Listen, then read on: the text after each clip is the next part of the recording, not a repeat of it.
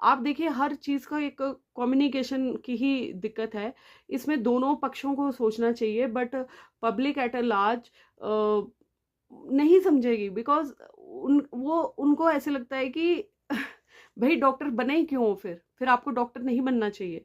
And many people से openly also कि अगर आप डॉक्टर बने हो तो हम किस-किस को समझाएँगे भाई, आप किसी को नहीं समझा सकते हो। आप सिर्फ़ अपने आप को, बिकॉज़ मेंटल पीस यहाँ तो रखना है ना। अब आप इतने सारे उसमें हाइलाइट हो गए हो, इतने मतलब मुश्किल हो जाता है, क्या गुज़र रही होगी उन पेरेंट्स पे, वो सोच रहे होंगे यार बच्चा हमारा इतना मेहनत करके निकला, जब नीट का एग्ज़ाम पास किया था सबने हमें बधाइयाँ दी थी, ये दिया था and we were so proud, और आज हमें डिमीन किया जा रहा है। ठीक है, आपके साथ भी लोग खड़े होंगे बट उसके बाद भी वो लोग बैक पीछे बातें करेंगे। तो we have to be mentally strong and we have to learn those communication skills. वो जो साइकी होती है ना पेशेंट्स की, हमें वो समझनी पड़ेगी, वो अपना ह्यूमैनिटी भी जिंदा रखनी पड़ेगी। कुछ चीज़ें हमें अपनी इच्छा के विरुद्ध भी करनी पड़ेंगी। जो हम सेल्फ रिस्पेक्ट की हम बात करते हैं ना, तो देखिए अगर आप इस प्रोफेशन में गवर्नमेंट सर्विस में आए हो तो वो जो सेल्फ रिस्पेक्ट वाला पोर्शन है ना, उसको भी कई बार हमें सोचना पड़ता है। बिकॉज मैं आपको बताया, मैंने आपको incidences, we go through so much trauma because we people as doctor are highly intellectual people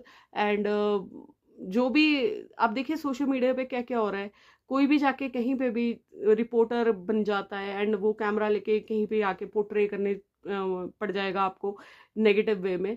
तो ये चीज़ें लर्निंग से आती हैं। मुझे ये इतनी मतलब आई पास्ड आउट इन जो फाइनल ईयर था 2008, तो 2009 से लेके 25 तक it has almost been 17 years I have been into this field.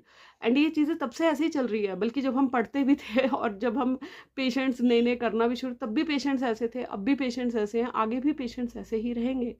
तो government field basically is not for beginners. जो मैंने खुद ये चीज़ें बहुत ही इतने मतलब 13 साल बाद गवर्नमेंट सर्विस करने के बाद तब मेरे को समझ आई है। उससे पहले जब हम कॉलेज में 1 साल इंटर्नशिप करी, उसके बाद जब हमने ड्रॉप करा, उसके बाद when I went into private practice, तब पता चलता है। और प्राइवेट प्रैक्टिस में ना पेशेंट फिर भी थोड़ा सा मतलब उस टाइम मेरे को स्टिल आई रिमेंबर कि यार मैं पहले एक पेशेंट करूँगी ना, एक पेशेंट मेरे को आधा घंटा लगेगा, उसके बाद ही मैडम सर आपका नंबर आएगा।